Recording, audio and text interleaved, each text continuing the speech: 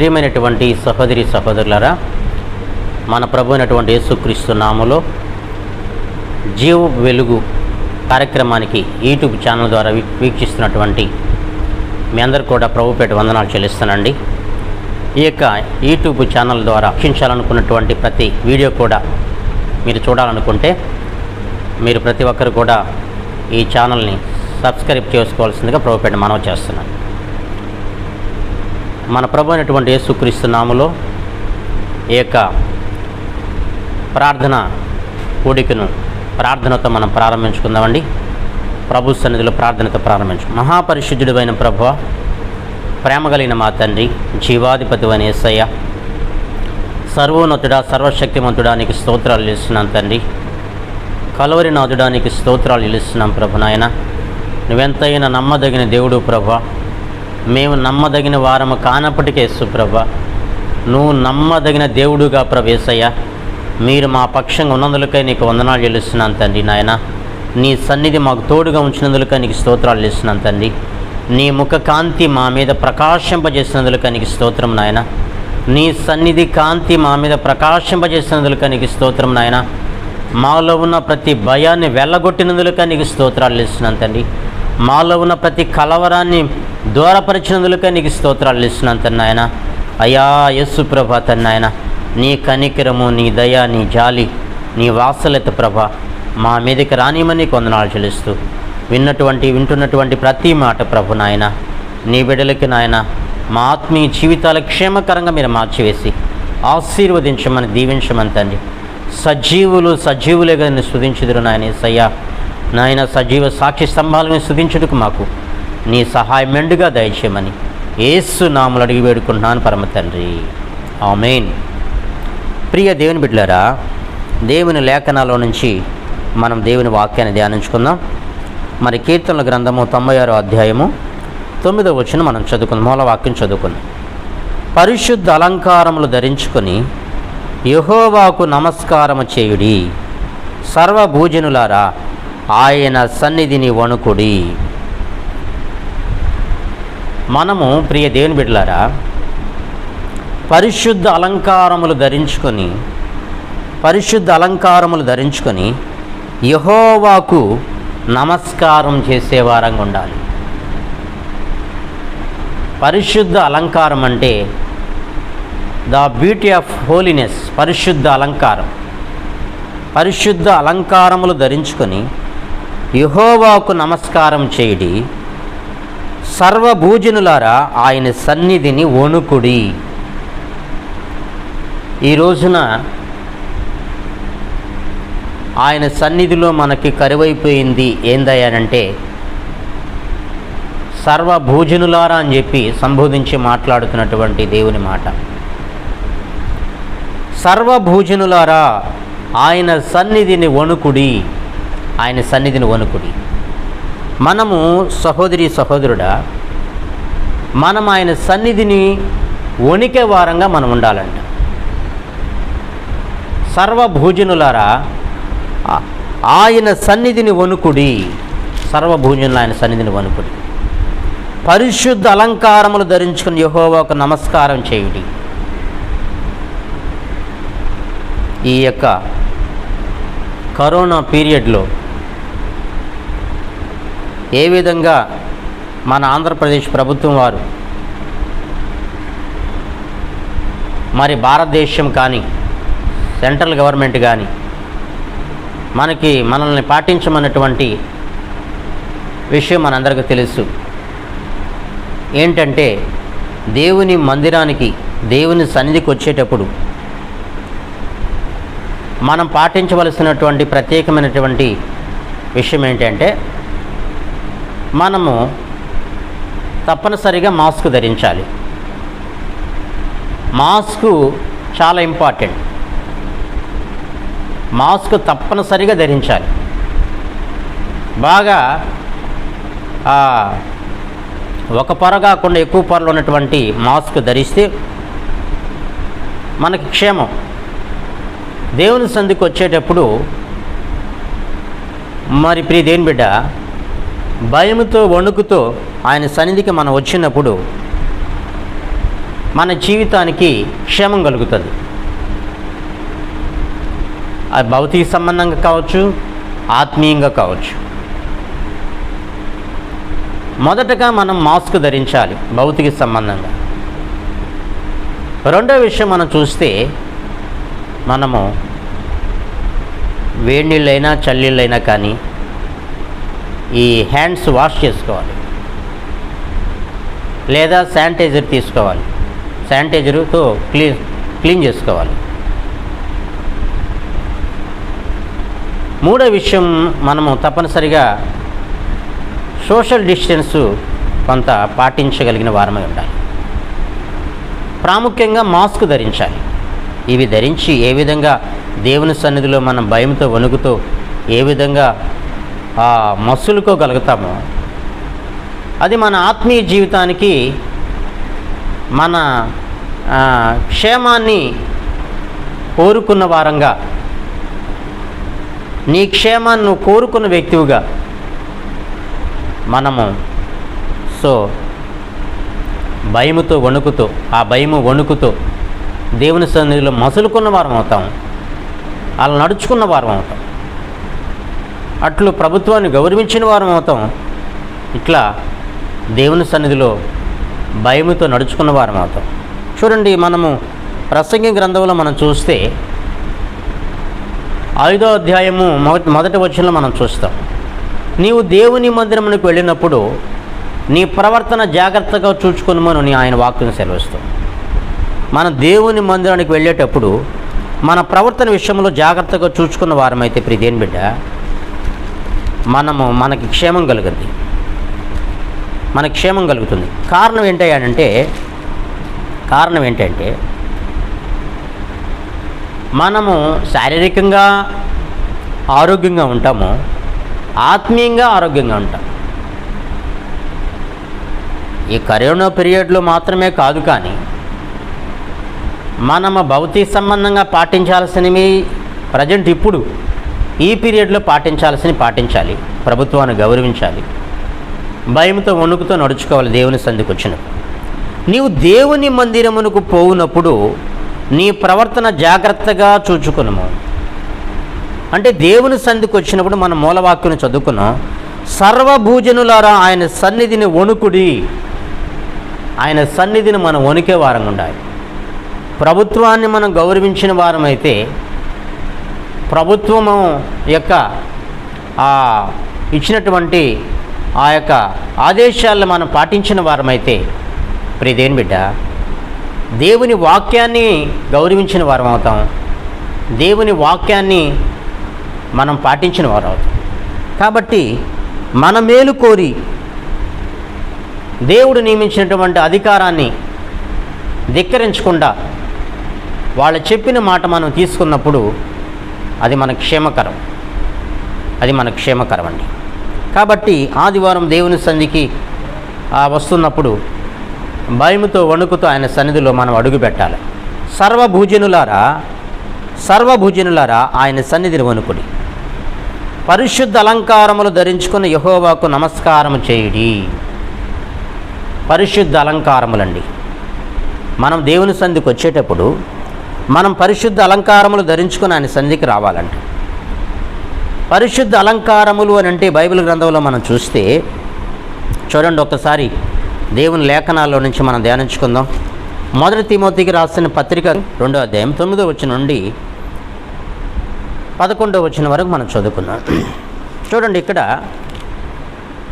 అంటే పరిశుద్ధ అలంకారములు ధరించుకొని ఆయన సన్నిధికి మనం రావాలంటే ఏ విధంగా మనం రావాలంటే, మరియు అంటే సర్వభూజనులారా అంటే స్త్రీలైనా కానీ పురుషులైనా కానీ ఎవరైనా కావచ్చు. సంఘానికి సాదృశ్యంగా స్త్రీని మనము తీసుకోవచ్చు. సంఘములో పురుషులు ఉంటారు, స్త్రీలు ఉంటారు. అయితే ప్రత్యేకించి దేవుని బిడ్డ, దేవుని సన్నిధిలో మనము సర్వభూజనులారా ఆయన సన్నిధిని వణుకుడి అంటుంది. పురుషులకు కానీ స్త్రీలకు కానీ చెప్తున్నటువంటి మాట మనం 8వ వచనంలో చూస్తే పురుషుల గురించి కూడా రాయబడింది. కావున ప్రతి స్థలమందు పురుషులు కోపమును సంశయమును లేని వారై పవిత్రమైన చేతులెత్తి ప్రార్థన చేయవలని కోరుచున్నాను. అపోస్తుడైన పౌలు తిమోతికి తెలియజేస్తున్నాడు. కావున ప్రతి స్థలమందును ఎక్కడైనా కానీ దేవుని సన్నిధిలో ఉనకమంటే ప్రతి స్థలమందును పురుషులు కోపమును సంశయమును లేని వారి పవిత్రమైన చేతులైతే ప్రార్థన చేయవాలని కోరుచున్నాను. మరియు స్త్రీలను అణుకువయు స్వస్థబుద్ధి గలవారయ్యండి. అణుకుయు స్త్రీలు ఎలా ఉండాలంట? అణుకుయు స్వస్థబుద్ధి గలవారయ్యండి. తగుమాత్రపు వస్త్రములు చేతనే కానీ తగుమాత్రపు వస్త్రముల చేతనే కానీ అంటే ప్రియ దేవుని బిడ్డలారా, ఈ దినాల్లో మనం చూస్తే ఆడపిల్లలు కానీ స్త్రీలు దేవుని వాక్యం ఏమని సెలవిస్తుందంటే తగుమాత్రపు వస్త్రముల చేతనే కానీ జడలతోనైనను బంగారముతోనైనా ముత్యములతోనైనా మిగులు వెలగల వస్త్రములతోనైనా అలంకరించుకొనక.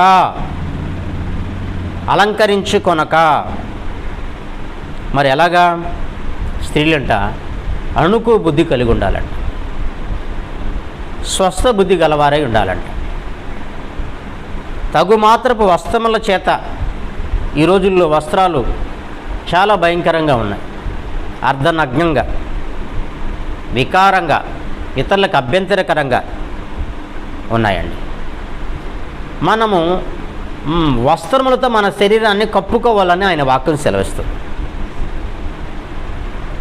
ఇతరులకు అభ్యంతరకరమైనటువంటి వస్త్రాలు కాకుండా తగుమాత్రపు వస్త్రముల చేతనే కానీ జడలతోనైనను బంగారముతోనైనను ముత్యములతోనైనను మనం చూస్తే ఈ వాక్యములను మనము ధ్యానించుకోవచ్చు.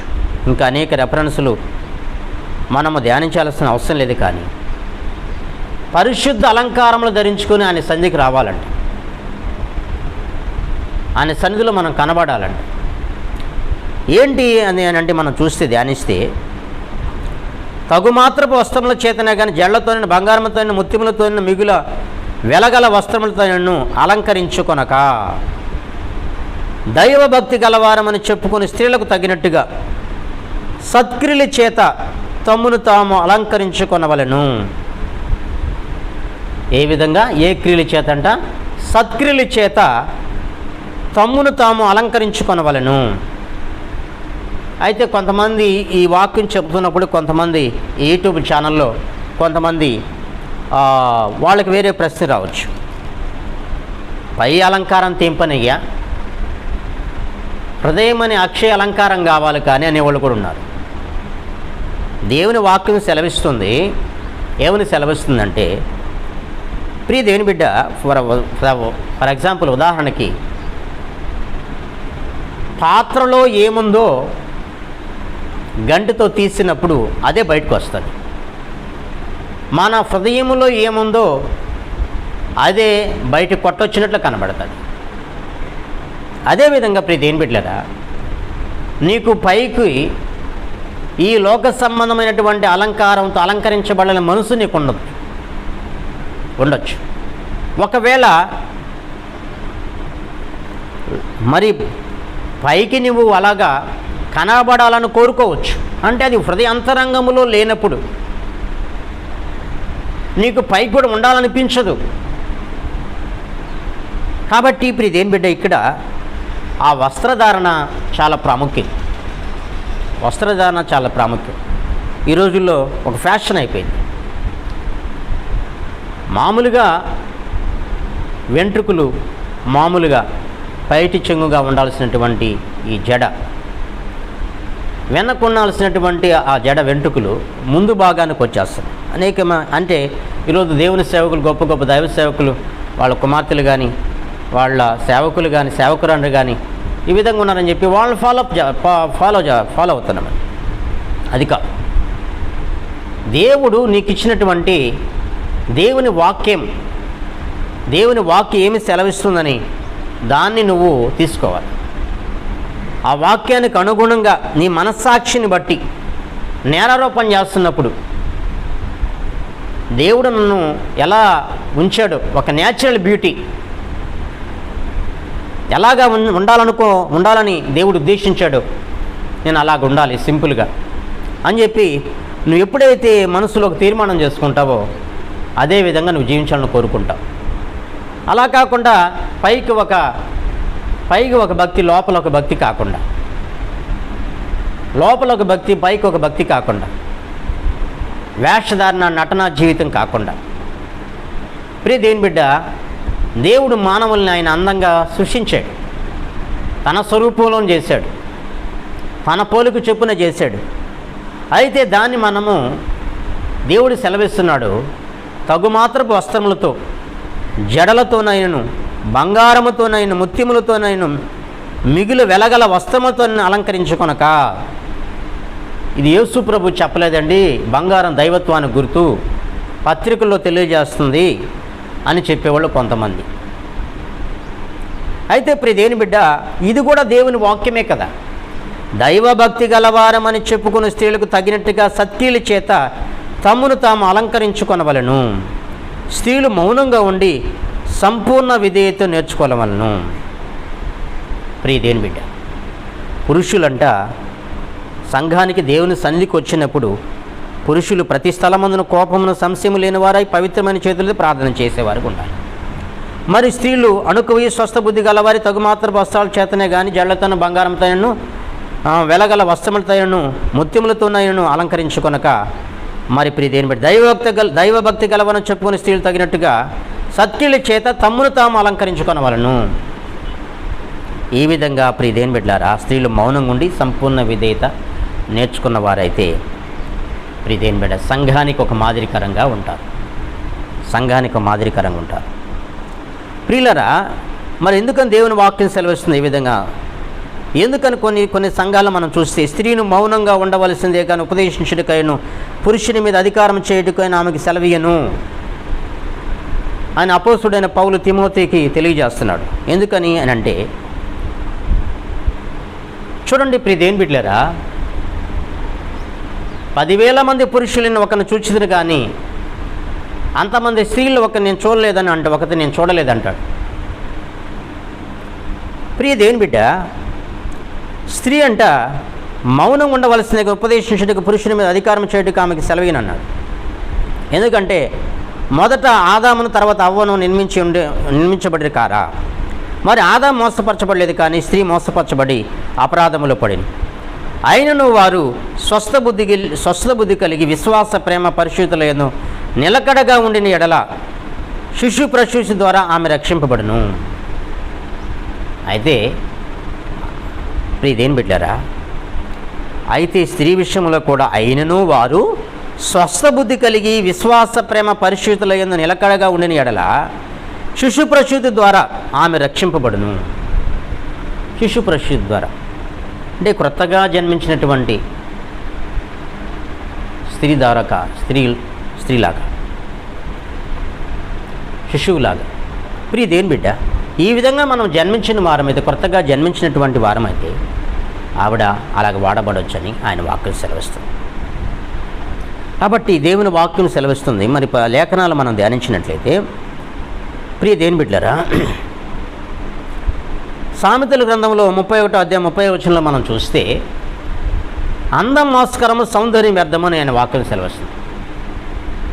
అందం మోసకరము, సౌందర్యము వ్యర్థము. కాబట్టి అందంగా ఉండటం తప్పు కాదు, కానీ ఆ దేవుడిచ్చినటువంటి అందానికి ఇంకా కొన్ని మెరుగులు వేసి ఇతరులకు అభ్యంతరకరంగా ఉండటం అనేది తప్పు.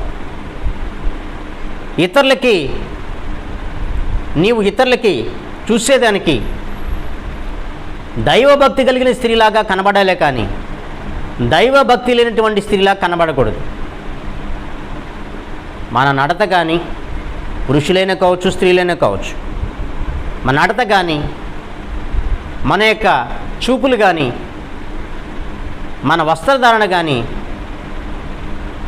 చాలా జాగ్రత్తగా ఉండాలని చెప్పి, ఆయన సన్నిధిలో వణుకుతూ ఉండాలని చెప్పి ఆయన వాక్యం. అందుకే దేవుని వాక్యము, మీరు దేవుని మందిరమును పోనప్పుడు మీ ప్రవర్తన జాగ్రత్తగా చూచుకోరు. అంతరంగ స్వభావం విషయంలో, ప్రవర్తన విషయంలో మనం జాగ్రత్తగా చూసుకోవాలి. దేవుని సన్నిధికి వచ్చినప్పుడు ఇతరులకు అభ్యంతరకరంగా లేకుండా జాగ్రత్తగా నడుచుకునే వారంగా మనం.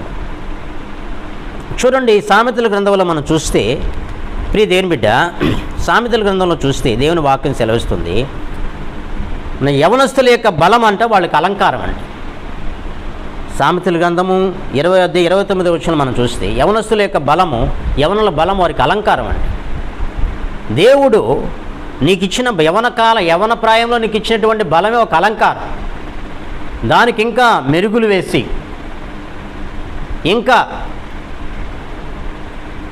ఎక్స్ట్రా వాటిని నువ్వు చేసినట్లయితే ఇప్పుడు ఇదేం బిడ్డ, అది ఇతరులకు అభ్యంతరకరంగా ఉంటుంది. అది అందం మోసకరంగా మారిపోద్ది, సౌందర్యం వ్యర్థమైపోద్ది. దేవుని వాక్యం ఏది కూడా వ్యర్థం కాదు. ఆయన మాట సున్నైనా కానీ అరసున్నా కానీ అది ఏది కూడా తీసివేస్తానికి లేదు, కలిపేదానికి లేదు. ఆయన వాక్యం సత్యం. కాబట్టి దయచేసి ఇప్పుడు ఇదేం బిడ్డ, మనము పరిశుద్ధ అలంకారములు ధరించుకొని ఆయన సన్నిధిలో సాగిలిపడి నమస్కారం చేసేవారంగా ఉండాలి.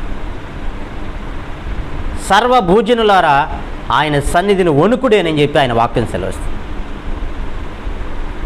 ఆయన సన్నిధిలో అలా వణికి భయభక్తులు కలిగి నడిచినటువంటి వారమైతే యెహోవా యందు భయభక్తులని స్త్రీ కొనియాడబడుతుందని ఆయన వాక్యం సెలవుస్తుంది.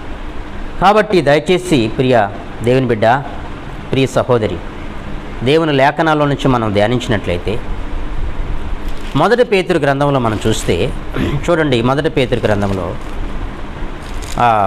పత్రికలో మనం చూస్తే 1 పేతురు పత్రిక 3వ అధ్యాయము, అందరూ 3వ అధ్యాయము 3-4 వచనాలు మనం చదువుకుందాం. చూడండి, జడలు అల్లుకొనుటయు, బంగారు నగలు పెట్టుకొనుటయు, వస్త్రములు ధరించుకొనుటయునను వెలుపటి అలంకారం మీకు అలంకారముగా ఉండక సాధువైనట్టు మృదువైనట్టు నైనా గుణమును అక్షయ అలంకారము గల మీ హృదయపు అంతరంగ స్వభావం మీకు అలంకారముగా ఉండవలెను.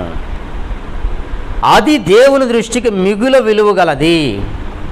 ప్రియులారా, ప్రియ దేవుని బిడ్డలారా, బాగా దేవుని వాక్యాన్ని మరొకసారి ధ్యానిస్తాం. అంటే మనకి చూడండి, దేవుని వాక్యం ఏమని సెలవుస్తుందంటే, చూడండి పై భాగంలో మనం చూస్తే, అటువలే స్త్రీలరా, 3వ అధ్యాయం 1వ వచనం నుంచి మనం, అటువలే స్త్రీలరా మీరు మీ స్వపురుషులకు లోబడి నుండి, అందువలన వారిలో ఎవరైనా వాక్యమునకు అవిధేయులైతే వారు భయముతో కూడిన మీ పవిత్ర ప్రవర్తన చూచి వాక్యము లేకుండానే తమ భార్యల నడవడి వలన రాబట్టబడవచ్చును. జడలల్లుకొనుటయు, బంగారు నగలు పెట్టుకొనుటయు, వస్త్రములు ధరించుకుంటూను అను వెలుపటి అలంకారము కాక అలంకారం మీకు అలంకారముగా ఉండక సాధువైనట్టు మృదువైనట్టునైనా గుణమును అక్షయ అలంకారము గల మీ హృదయపు అంతరంగ స్వభావం మీకు అలంకారముగా ఉండవలను. అది దేవుని దృష్టికి మిగుల విలువ గలది. చూడండి, అటువలే ఇంకా మన కింద భాగంలో చూస్తే, అటువలే పూర్వం దేవుని ఆశ్రయించిన పరిశుద్ధ స్త్రీలను తమ స్వపురుషుల లోబడి చేత తమ్మును తాము అలంకరించుకొనిరి. ప్రియ దేవుని బిడ్డలు, ఏ అలంకారం అంటే ఇక్కడ మీరు చెప్పినట్లుగానే వెలుపటి అలంకారం మీకు అలంకారముగా ఉండక సాధువైనట్టు మృదువైనట్టు గుణమును అక్షయ అలంకారం, ద బ్యూటీ ఆఫ్ హోలీనెస్, పరిశుద్ధ అలంకారం, గుణమైనటువంటి అక్షయ అలంకారం, మీ హృదయపు అంతరంగ స్వభావం మీకు అలంకారముగా ఉండవలెను. గుణమైనటువంటి అక్షయ అలంకారం ప్రియ దేవుని బిడ్డలారా, అంటే క్షయమైపోయేటువంటి అలంకారం కాదు, అందం మోసకరంగా మారిపోయేటువంటి అలంకారం కాదు, సౌందర్యం వ్యర్థంగా మారిపోయేటువంటి అలంకారం కాదు, గుణమైనటువంటి అక్షయ అలంకారం, మీ హృదయపు అంతరంగ స్వభావం మీకు అలంకారముగా ఉండవలను. మీ హృదయపు అంతరంగ స్వభావం మీకు అలంకారంగా ఉండవలను. క్షయమైపోయేటువంటి అలంకారం. మరి ఇప్పుడు మనం చూస్తే టీబీ వ్యాధి అని అంటారు, దాన్ని తెలుగులో క్షయవ్యాధి, క్షయ అంటారు. క్షయ అంటే ఇక దినదినం క్షీణించిపోయేది. అంటే ప్రియ దేవుని బిడ్డలారా, మనకి ఏ అలంకారం కావాలని దేవుడు కోరుకుంటున్నాడు? గుణమైనటువంటి అక్షయ అలంకారం, ఎప్పుడు ఉండేటువంటి గుణమైనటువంటి అక్షయ అలంకారం, న్యాచురల్ బ్యూటీ, పరిశుద్ధ అలంకారం.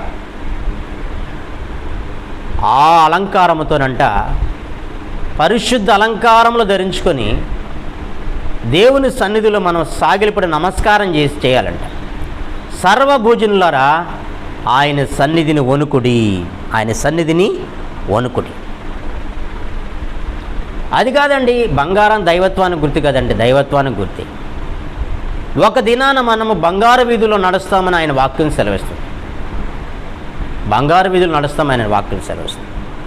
నీవు నేను ప్రియదేని బిడ్డ ఇతరులకు అభ్యంతరకరంగా లేకుండా తగు మాత్రపు వస్త్రములు ధరించుకొని ఎవరైనా కానీ సంఘానికి సాదృశ్యము స్త్రీ మాత్రమే కాదు, పురుషుడైనా కానీ ఇతరులకు అభ్యంతరకరంగా లేకుండా అణుకుయు స్వస్థ బుద్ధి కలిగి మనము అలా సంఘములో వణుకుతో నడుచుకున్నట్లయితే దేవుడు మనల్ని ఆయన గణపరస్తాడంట. మన ద్వారా ఆయన నామం గణపరచబడుతుందండి. ప్రియదేని బిడ్డారా, ప్రియ సహోదరి, మనం చాలా భయముతో వణుకుతో ఆయన సన్నిధిలో నడుచుకునే వారంగా మనం ఉన్నట్లయితే దేవుడు మనకు తప్పకుండా సహాయం చేస్తాడు.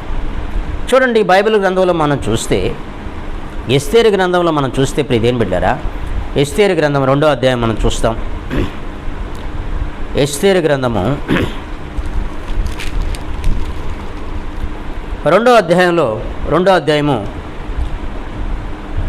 చూడండి 5వ వచనం నుండి మనం చూసినట్లయితే, షూషోను కోటలో బెన్యామీనుడగు కీషునకు పుట్టిన షిమి కుమారుడగు యాయీరు వంశస్థుడైన మొర్దెకై అను ఒక యూదుడుండెను. బబులోను రాజైన నెబుకద్నెజరు యూదా రాజైన యెకొన్యాను పట్టుకొని పోయినప్పుడు ఇతడు యెకొన్యాతో కూడా యెరూషలేము నుండి చెరపట్టబడిన వారిలో ఒకడు. తన పినతండ్రి కుమార్తె అయిన హదస్సాను ఎస్తేరు తల్లిదండ్రులు లేనిదై ఉండగా అతడు ఆమెను పెంచుకొని, ఆమె అందమైన రూపమును సుందర రూపమును గలదై ఉండెను. ఆమె తల్లిదండ్రులు మరణం పొందిన తర్వాత మొదకే ఆమెను తన కుమార్తెగా సేకరించాడు. రాజాజ్ఞయు అతనికి నిర్ణయమును ప్రచురము చేయబడి కన్యకులు అనేకులు షూషోను కోటను పోగు చేయబడి ఏగే వస్తువునకు అప్పగింపబడగా ఎస్తేరును రాజు యొక్క నగరమును తేబడి స్త్రీలను ఏగే వస్తువును అప్పగింపబడి ఆ చిన్నది అతని దృష్టికి ఇంపోయింది గనుక ఆమె అతని వలన దయ పొందెను. చూడండి ప్రియదేని బిడ్డారా, ఎస్తేరు ఫర్ ఎగ్జాంపుల్ ఎస్తేరు ఆమె ఒక పినతండ్రి పెంపకంలో పెరిగింది. ఆమెకి తల్లిదండ్రులు చనిపోయినా కానీ పినతండ్రి దగ్గర ఆమె పెంచబడింది. ఆమె రూపవంతురాలు, సుందర ముఖము గలదై ఉండేది.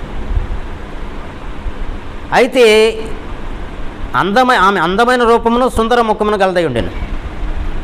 ఏగే నిర్ణయించినటువంటి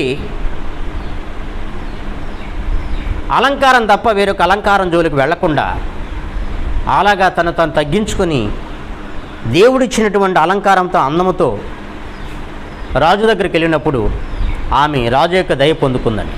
అనేక మంది కన్యకులు ఉన్నారు, కానీ ఎస్తేరు దేవుని దయ పొందుకుంది, రాజు దయ కూడా పొందుకుంది. అందుకని రాణిగా దేవుడు చేశాడు. కాబట్టి ప్రియ దేవుని బిడ్డారా, మనము దేవుడిచ్చినటువంటి అందముతో దేవుని గణపరిచే వారంగా ఉండాలి. దేవుని మహింపరిచే వారంగా ఉన్నప్పుడు దేవుని మహిమ తెచ్చే వారంగా మనం ఉంటాం.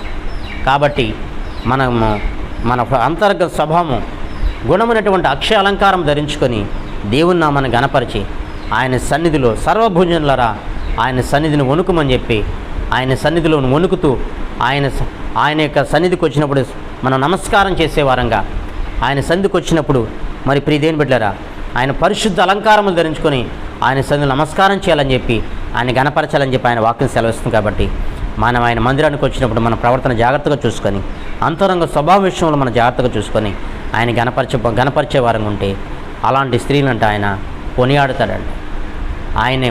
ఆయన యెహోవా యందు భయభక్తులని స్త్రీ కొనియాడబడుతుందని ఆయన వాక్యం గనుల యందు కొనియాడబడుతుందని ఆయన వాక్యం సెలవిస్తుంది. కాబట్టి దయచేసి మనము తగుమాత్రపు వస్త్రములు ధరించుకొని ఆయన నామాన్ని గణపరిచే వారంగా ఆయన కొనియాడే వారంగా మనం ఉంటే దేవుడు మనందరినీ కూడా దేవుడు దీవించును గాక. దేవుడి మాటలు మనం వింటూ దీవించును గాక. ఆమేన్. Praise the lord. ప్రార్థన చేసుకుందామండి. మహాపరిశుద్ధుడు అయిన ప్రభువా, ప్రేమ కలిగిన తండ్రి, జీవాధిపతి అయిన యేసయ్య, జీవం కలిగిన మా తండ్రి, నీకు వందనాలు చెల్లిస్తున్నాను తండ్రి. మాకు నాయన గుణమైనటువంటి అక్షయ అలంకారం, సాధువైనట్టు మృదువైనటువంటి నాయన హృదయపు అంతరంగ స్వభావం నాయన యేసయ్య. నాయన యేసు ప్రభు నాయన తండ్రి, మేము నాయన ప్యూర్ హార్ట్తో నాయన యేసయ్య తండ్రి, నాయన మంచి పరిశుద్ధమైన అలంకారంతో నాయన యేసయ్య, ఆయన క్షయమైపోయే అలంకారం కాకుండా ఆయన గుణమైనటువంటి అక్షయ అలంకారం ధరించుకొని ప్రభు నాయన నీ సన్నిధిలో వణుకుతూ ప్రభు యేసయ్య, నాయన యేసు నీకు నేను పరిశుద్ధ అలంకారం ధరించుకొని నీ సన్నిధిలో నమస్కారం చేసేవారంగా ప్రభు మీరు సహాయం చేయండి తండ్రి. సర్వభూజనులారా ఆయన సన్నిధిని వణుకుమని నీ వాక్కును సెలవిచ్చినట్టు ప్రభు ఆ భయముతో వణుకుతో ప్రభు నాయన మేము మసలుకునేదానికి యేసు ప్రభు సహాయం చేయండి. కడవ దినాల్లో ఉన్నాం ప్రభు, అంత్య దినాల్లో ఉన్నాం ప్రభు యేసయ్య. అందం మోసకరమని సౌందర్యం వ్యర్థమని వాక్కును సెలవిస్తున్నాను. మీరు మాకు ఇచ్చిన న్యాచురల్ బ్యూటీ నాయన యేసయ్య, ఆ బ్యూటీతో నాయన ఇస్తేరు నాయన తండ్రి, దేవుని దయనందును మనుషుల దయందును ప్రభు నాయన ఆమె దయ పొందుకొని ప్రభు యేసయ్య ఎస్తేరుని రాయుడిగా మీరు చేసేది ప్రభు నాయన. అలాంటి నాయన యేసు ప్రభు నాయన నీ చేత గణపరచబడే వారంగా, నీ చేత దయ పొందుకునే వారంగా ప్రభు మమ్మల్ని మేము సమర్పించుకొని తను నాయన ప్రతిష్ఠించుకొని ప్రభు యేసయ్య నీ కొరకు జీవించే వారంగా సహాయం చేయమని స్తుతి ఘనత మహిమ ప్రభావములు మీకు మాత్రం ఆరోపించుకుంటూ ప్రభు నాయన దేవా యేసయ్య తండ్రి, మా దేశంలో ఉన్నటువంటి నాయన ఈ కరోనాను వెళ్ళగొట్టండి ప్రభు. మా దేశంలో ఉన్నటువంటి నాయన ఈ కరోనా వైరస్ను చంపివేయనని యేసయ్య తండ్రి, బలమైన కార్యాలు చేయనని, అద్భుతమైన కార్యాలు చేయనని, ఆశ్చర్యమైన కార్యాలు చేయనని, ఊహకందని కార్యాలు చేసి మీ నామానికి మహిమ తెచ్చుకోమని తండ్రి నజరేయుడైన యేసు నామములో ప్రార్థన చేసి వేడుకుంటున్నాను పరమ తండ్రి. ఆమేన్, ఆమేన్.